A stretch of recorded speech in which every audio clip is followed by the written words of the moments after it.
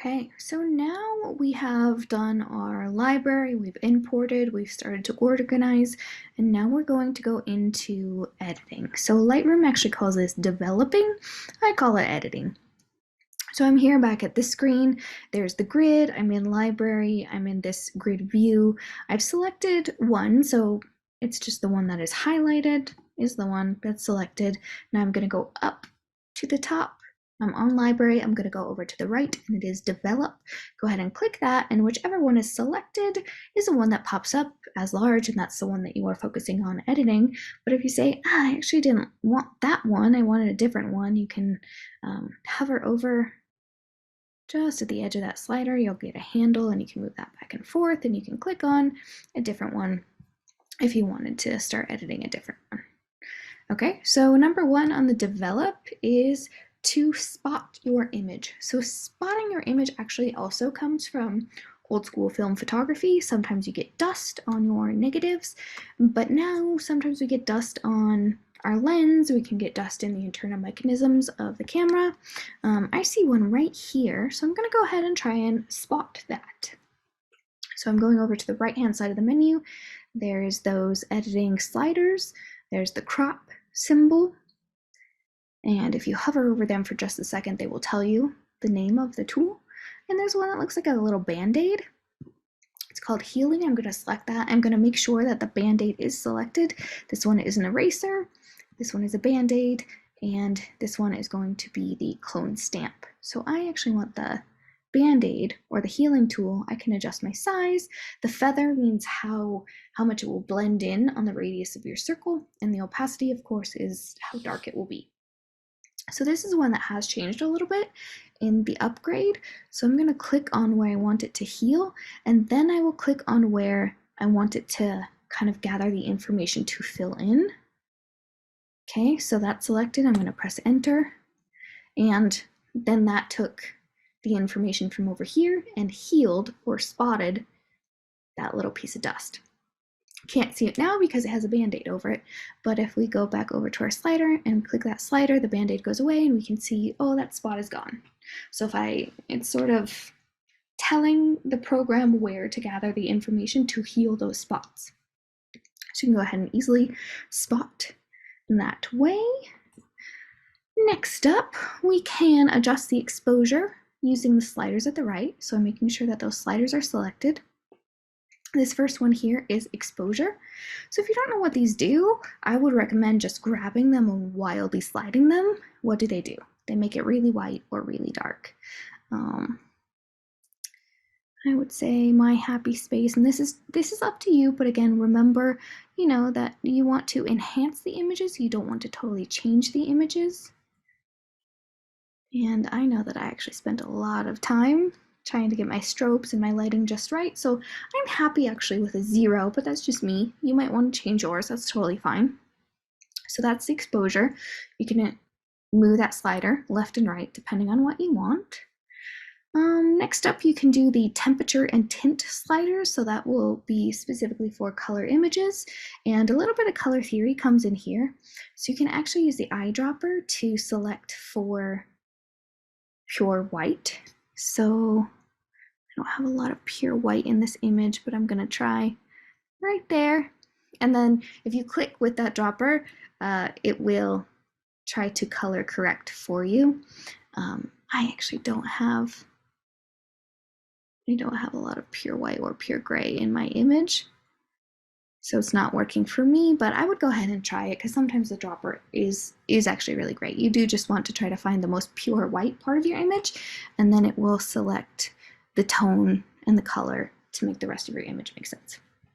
Okay, for me, it didn't work, and that's fine. If you ever want to go back, if you're on a Mac, you can do the Command Z, and that will go ahead and remove it.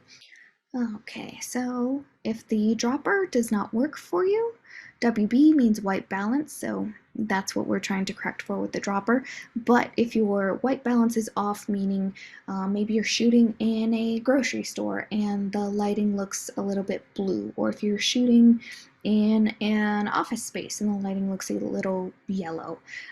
Tungsten light, which is our typical household light bulbs, are often yellow cast.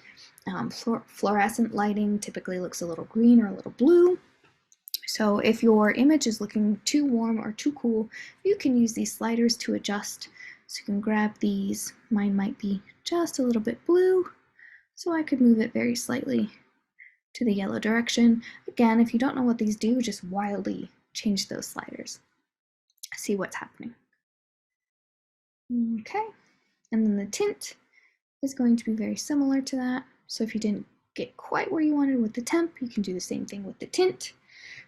For me, I don't need to do either of those, so I'm going to go back to as shot. You can adjust your contrast using the tone curve. So if I roll, I'm sliding that menu all the way down to tone curve. I can actually grab and drag part of this. So this right here is what's called a histogram. And the histogram can tell us a lot of different things, but right now it's telling us just the value of light and dark.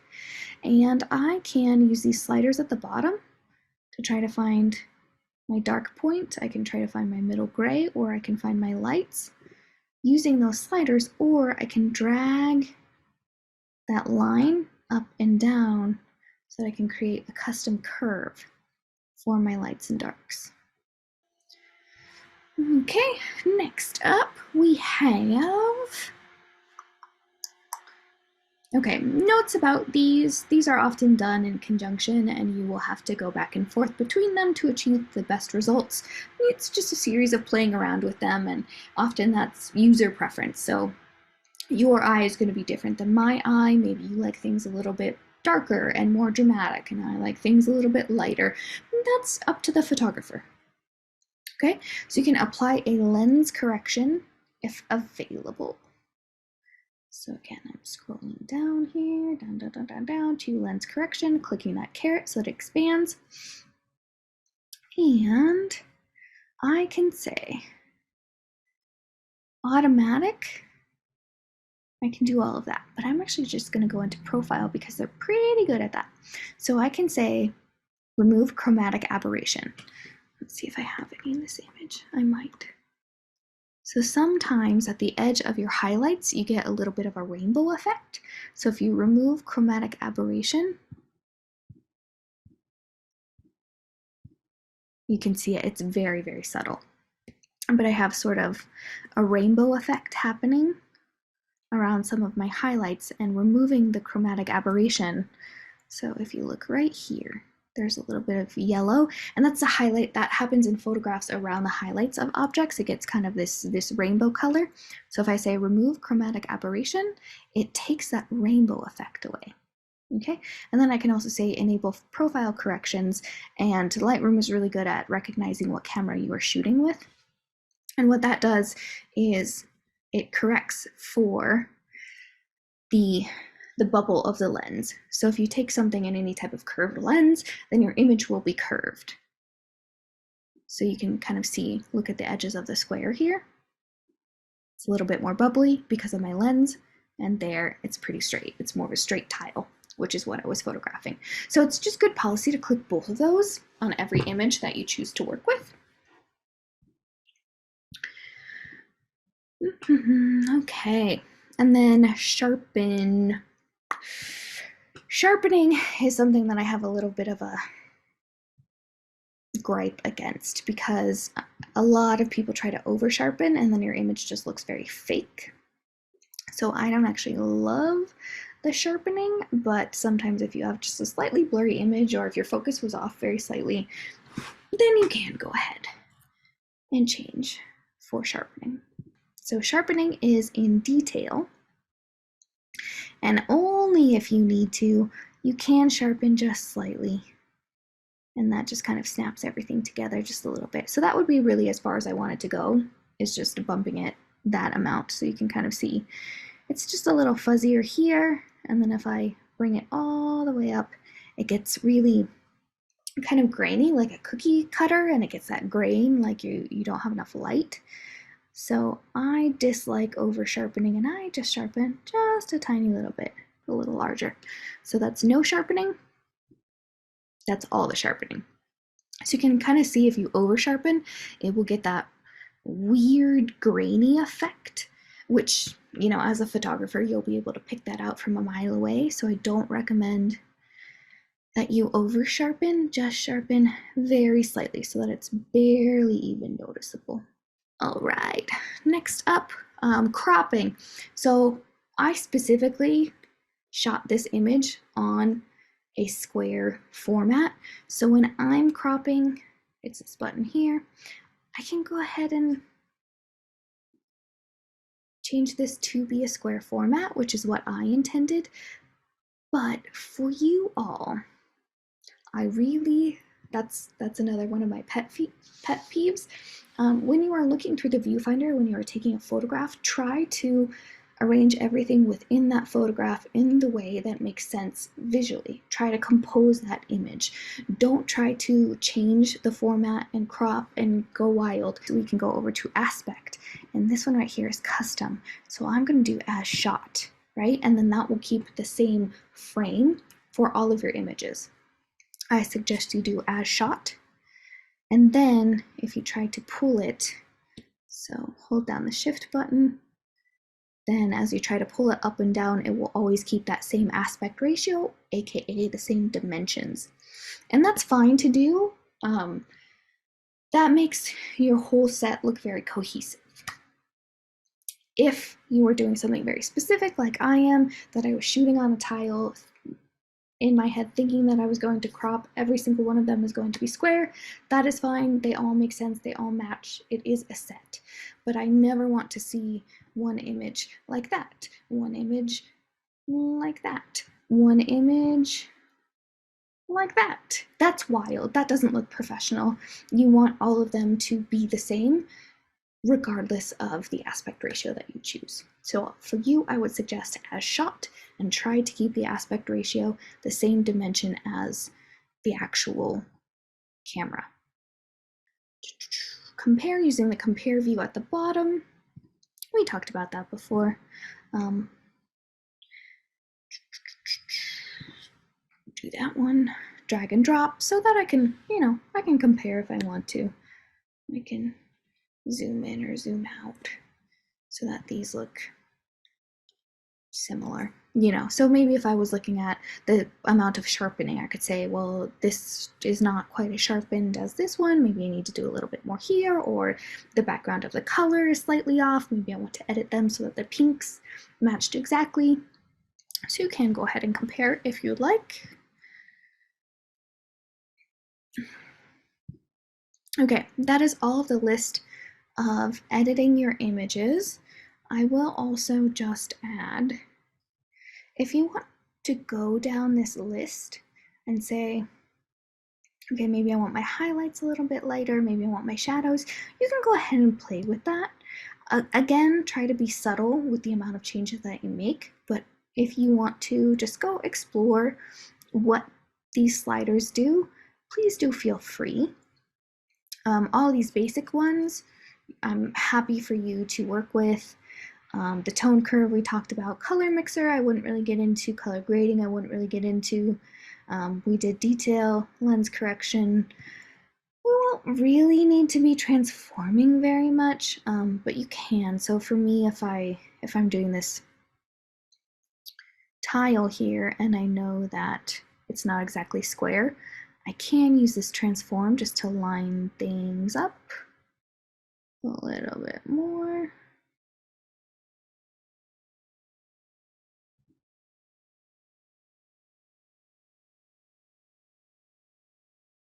Okay, toying around with those a little bit just to try to straighten things out, and then if I did that, then I would need to go back and crop, and then crop out those white edges on the bottom. So if you wanted to play around with the transform, you can do that as well.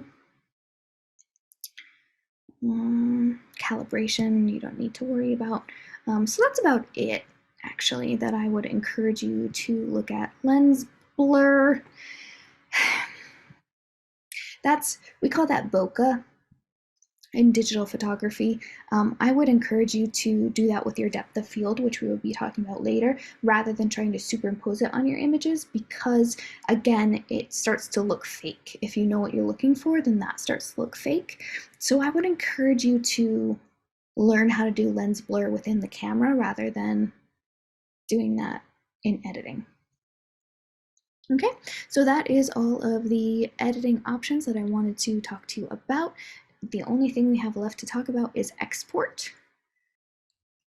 Okay, so if I say this image is exactly what I want, this is looking good, I'm very, very happy with it, then I can go ahead to export.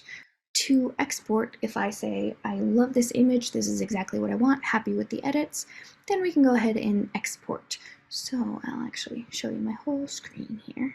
Okay, so right up here at the top, we can do File and then go down to Export. And here you can select where you want to export it to. Hard drive is totally fine for me. I can do same folder as original photo is what I would choose.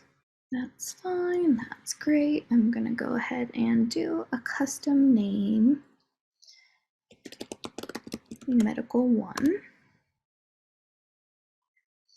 This automatically is doing PNG, totally fine. File settings, so I have talked about, and I will talk about later, the best ways to save your photo is a PNG or a TIFF file. Those are going to keep the most amount of data in your file. So a JPEG is called a lossy file. That means it loses information. A TIFF and a PNG are fine. I think for Canvas, PNG is more readable. It has an easier time with the PNG, so I encourage you all to do the PNG. The color, you don't need to worry about the custom, or the auto is fine for what we are doing. Bit depth, this is fine if you need a really, really high quality image. If it was going to be blown up on a state-of-the-art screen, you could do 16, but 8 is good enough for us. Resize to fit. Okay, so this is actually going to resize your images. I would encourage you to not resize for your first saving, but if you need to upload to Canvas, then I would encourage you to make it smaller just a little bit. So dimensions for saving your images typically, and this is going to be really standard for gallery, if you want to apply to galleries, if you want to upload things to a website, typically it's going to be 1920 on the longest edge. And mine's a square, so I'm going to do 1920 on that side as well. The amount of pixels. So that's a relatively small file. So if you're trying to email images, if you're trying to load them on a website, if you're trying to apply to different things, that is industry standard, is around 1900 on the longest edge. Okay, resolution, if I am trying to edit these a little smaller, 150 is absolutely fine. Actually, if I'm doing this for the web, 75 pixels is fine. I'm going to keep it on 150 just to be safe, because I know my image is really sharp and nice right now, so I want to retain a little bit of that. So resolution 150 for Canvas uploads is totally fine. No sharpening. Keep all of the metadata. That will be important in a minute. You don't need to watermark unless you're uploading it to your personal website. You don't want any post-processing, so all of that is good, and we can just go ahead and plug in export, and that will save that one individual file. Okay, so now I have medical 1, and that would be one of my final images. Now I also did say that I was requesting a contact sheet, so in order to do that, we can go up at the top, go over to print, and over to the left side, there's a menu with a lot of different options, and we can actually scroll down until we get to 4x5 contact sheet. So I did a shift click to select all of them. And then I have all of these. So this will make my contact sheets, and it says page 1 of 4.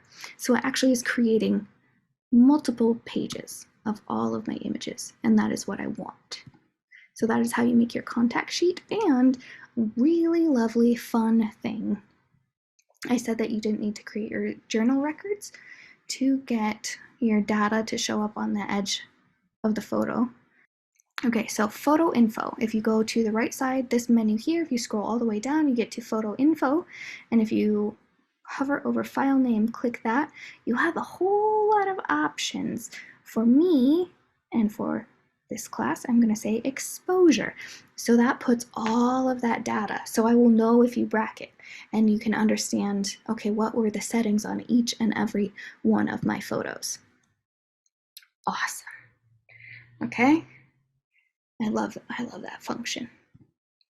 Okay, and then you can go ahead and select printer, and I don't have this computer hooked up to a printer. I can just go ahead and instead of PDF here, I can say save as PDF. I'm gonna go ahead and click that, wait for it for a second, and then I can go ahead and say common thread contact sheet. Save. And then you have PDFs of all of your contact sheets. So that is what you will turn in, is as you edit, you're going to export and save those files as a PNG, and you will turn in 10 of those, and then you will go ahead and select that contact sheet function and save all of those PDFs of all of your images for your contact sheets and turn that in as well. And that's it.